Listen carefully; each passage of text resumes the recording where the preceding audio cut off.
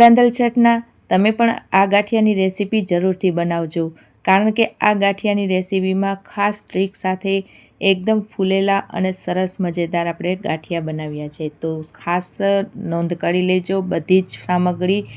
સૌપ્રથમ આપણે 1 વાટકો મોટો ચણાનો લોટ લીધો છે, 1 ચમચી મરચું પાવડર, સ્વાદ અનુસાર મીઠું, અડધી ચમચી હળદર, 1 ચમચી જેટલો આપણે અજમો મસળીને ઉમેરી દેશું ને અડધી ચમચી ખાસ તેલ ઉમેરવું જરૂરી છે અને થોડું પાણી ઉમેરીને સરસ તેનો લોટ બાંધી લેશું। તો આ એક ટ્રીક આપણે ફોલો કરવાની છે, તો જ આપણા ગાંઠિયા સરસ બનવાના છે। અત્યારે આપણે કોઠણ લોટ બાંધવાનો છે। કોઠણ લોટ બાંધીને પછી થોડું પાણી ઉમેરી એકદમ મસળવાનો છે, 5 મિનિટ રાખવાનો અને ત્યારબાદ આપણે સંચો ભરી લેશું અને ગાંઠિયા પાડી લેશું। તો આ રીતે જો એકવાર તમે ગાંઠિયા બનાવી લીધા તો ગાંઠિયામાં તો માસ્ટર તમે જ છો। તો એકવાર આ રેસીપી જરૂરથી ટ્રાય કરજો। આવજો।